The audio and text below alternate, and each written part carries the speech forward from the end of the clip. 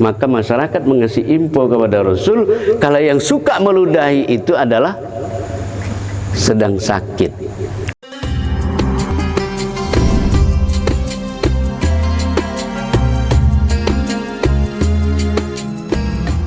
Wah, coba saya tanya balik kita balik.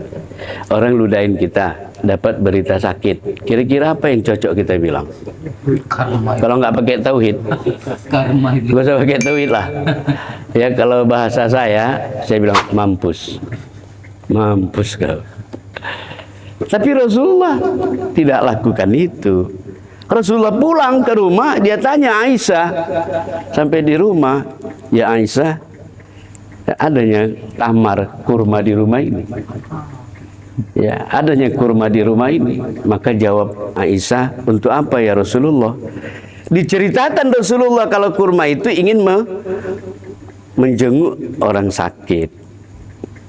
Dan diceritakan Rasulullah yang sakit itu si Polan yang setiap hari sering meludahinya. Kan itu. Kira-kira kalau istri kita ceritakan itu, aku tiap hari diludahi, dimaki. Dia sakit, aku mau bawa oleh-oleh. Ya kita kan masing-masing punya istri. Kira-kira apa jawab istri kita itu?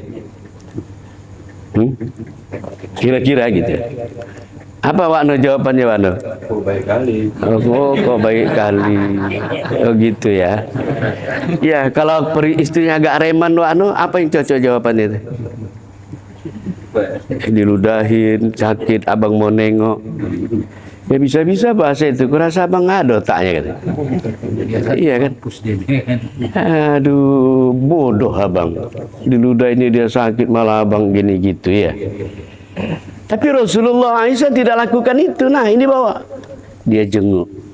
Nah apa yang membuat Rasulullah suasana batinnya melihat persoalan itu berbeda sekali, jauh sekali cara kita menyikapi persoalan. Balik kajinya, coba tarik ke dalam cerita itu. Kira-kira ada udah nggak kita miliki sifat itu? Ya, ini masih pengantar ini kaji kita ini. Masih saya kasih gambaran umum. Berikutnya, semua kita tahu ketika Rasulullah hijrah ke Taif, ya ke Madinah sekarang ini. Ya, dari Mekah ke Taif, kehadiran Rasulullah bukanlah dinanti-nantikan, bukan disambut, bukan diberikan karpet merah. Tidak, begitu terdengar Rasulullah hijrah ke Madinah, ya yang dilakukan apa? Mencaci maki Rasulullah, melempari Rasulullah, diusir Rasulullah. Lemparan, jidatnya kena, gigi serinya patah, kakinya berdarah. Menyelamatkan diri bersama Abu Bakar, karena hukum menyelamatkan diri menurut syariat wajib. Mereka lari tinggalkan Taif, bersembunyi di gua Sur. Ya, betapa takutnya Abu Bakar menemani Rasulullah ketika itu karena target orang-orang kafir. Tangkap Muhammad hidup atau mati, itu persoalannya. Iya kan? Maka ketika di Gua Sur itu Abu Bakar Siddiq radhiyallahu an muncul sifat-sifat kemanusiaan biasanya. Dia rasa ketakutan, naik jet adrenalinnya, dia berkeringat dingin. Maka nampak Rasulullah dengan jelas Abu Bakar itu ketakutan. Maka Rasulullah, jemaah dimuliakan Allah, menyampaikan wahyu. Ya, disampaikannya ayat Allah maksudnya kepada Abu Bakar. Apa kata Rasulullah? La takhaf wa la tahzan innallaha ma'ana. Jangan takut, jangan gentar wahai Abu Bakar, Allah serta kita. Nah, lihat kekuatan itu. Sehingga rasa takut itu tidak ada lagi bagi diri Rasul dan Abu Bakar. Nah begitu. Kita rasa takut kita sekarang ini berhadapan dengan begal. Wah, udah luar biasa aku lihat. Iya kan, KPKP jam sudah ya menurun penghasilan. ya kan? Nah, orang bayar hutang pun pandai. Aku nggak ada siang di rumah, malam baru ada. Supaya jangan tukang tagih datang. Ya kan? Itu begal dalam bentuk yang seperti itu. Nah, jemaah yang dimuliakan oleh Allah, jadi rasa takut itu hilang karena Rasulullah bersama Abu Bakar bisa merasakan ya kehadiran Allah di dirinya. Begitu juga ketika Rasulullah di kota Mekah. Yuk, ini kita melihat bagaimana suasana batin Rasulullah bertauhid itu. Ya, menjadi sebuah kekuatan, dan supaya kita paham bahwa mempelajari tauhid itu bukanlah kajian yang tolol, bukan kajian yang bodoh, tapi kita melepaskan diri dari bentuk ya bermacam yang tidak baik. Nah, ketika Rasulullah di Mekah, ya terpampang di mana-mana spanduk. Yang isi spanduk itu adalah siapa yang bisa menangkap Muhammad hidup atau mati akan diberikan hadiah 100 ekor unta. Masya Allah. Maka Surakoh ya salah satu orang yang sangat-sangat berhasrat untuk menangkap dan mendapatkan Rasulullah hidup atau mati. Nah, singkat ceritanya, ketika Rasulullah usai sholat asar, dia beristirahat di bawah pohon kurma, berbantalkan pelepah kurma. Surakoh melihat Rasulullah dan akhirnya Surakoh mendekati Rasulullah. Dia cabut pedangnya, dia hunus ke leher Rasulullah. Surakoh berkata, "Ya Muhammad, siapa yang bisa menolongmu? Siapa yang bisa nolongmu ya Muhammad?" Sampai 3 kali. Maka Rasulullah lihat power tauhidnya. Dia jawab dengan kalimat Allah, Allah, Allah. 3 kali dia katakan Allah, ya, dari sumber yang sangat mendasar, dari sumber segala sumber, dia ucapkan Allah, Allah. Surakoh tiba-tiba lemas, berkeringat dingin, jatuh pedangnya. Jatuh pedangnya.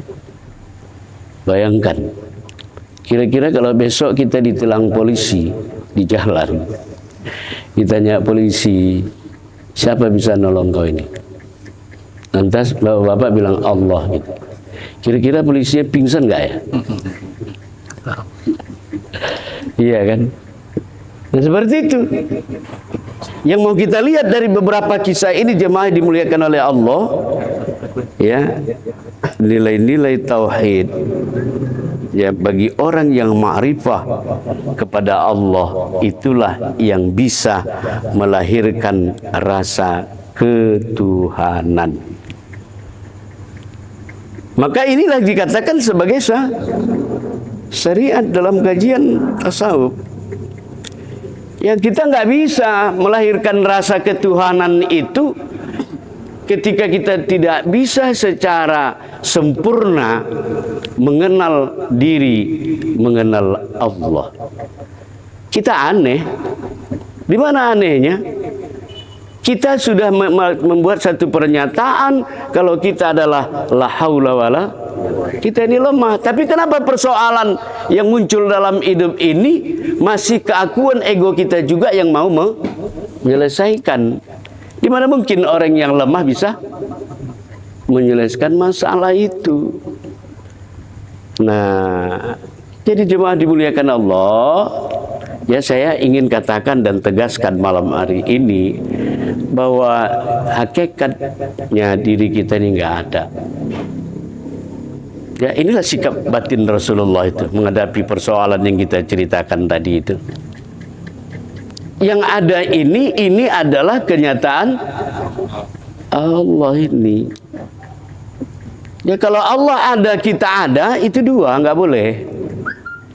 Karena definisi syirik itu menduakan Allah. Ya, kita pastikan bagaimana mentiadakan diri ini harus siap mati. Ya, harus siap mati.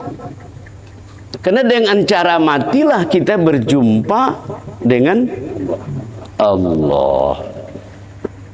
Ya, termasuk sekarang ini. Nah, maka lihatlah, kita nggak ada man arofa nafsahu, barang siapa yang mengenal dirinya lemah, tak berkehendak, bodoh, mati, ya, peka, buta, bisu, itu diri kita, bagaikan mayat. Itu sama dengan nggak ada. Lantas yang ada nyata sekarang di diri ini siapa? Maka itu adalah nyataku. Dudukkan ini. Ya, jangan lagi hari ini udah dapat kaji aku tak ada, yang ada kau, kan begitu? Tapi begitu keluar dari pintu ini, ada kau, ada aku, gitu. Iya kan? Ini kayak pedagang India ini kalau modelnya begitu. Ya, hakikatnya kita nggak ada. Dari mana logika tak adanya tadi? Man arofa nafsahu. Kenal, barang siapa mengenal. Kita nggak ada. Dasar nggak ada tadi mana? La qadirun wala muridun wala alim wala ayin wala samin wala basirun wala mutakallimun. Kita ini tak pernah ada. Ketika kita pernah merasa ada, itu syirik. Itu dosa besar. Ya, kalau orang yang beramal dia merasa dia ada, itulah yang dikatakan Allah, fawailul lil musallin, celaka. Ya, kita nggak ada. Faqad arafa man arafa rabbahu, barang siapa mengenal Tuhannya, man arafa, barang siapa mengenal dirinya, faqad arafa rabbahu, barang siapa mengenal dirinya yang nggak ada, maka dia mengenal akan Tuhannya. Nah, jemaah yang dimuliakan Allah, sebelum diri jasad kita ini ada, sebenarnya diri sebenar-benar diri kita itu jauh lebih dahulu ada. Sebelum diri kita ini yang ini ada, diri batin kita jauh lebih dahulu ada. Nah, simpulnya apa? Diri sebenar-benar diri itu adalah, lihatlah seperti apa dikatakan Rasulullah, zahiru rabbi batinul abdi, zahirnya Allah pada batin hamba. Nah, diri rahasia kita mana? Kalau dicakapkan, itulah diri rahasia kita. Ya, diri rahasia kita. Maka kalau begitu dalam konteks beribadah, diri mana yang wajib dibawa menghadap Allah? Diri batin itu. Itulah diri yang steril. Ya, kalau sudah kita melihat itulah diri sebenar-benar diri kita, ya, Allah itu. Aku harus ngomong begitulah. Enggak, nanti tak paham-paham. Ya kan? Kalau itu sudah menjadi diri batin kita, tapi tak boleh dicakapkan. Nah, sudah tahu, diam. Diam dalam paham. Kalau ini terus-menerus kita lakukan, melihat diri sejati itu, diri sebenar-benar diri itu, diri rahasia, ya, insya Allah pada waktunya dia akan menjadi zahir.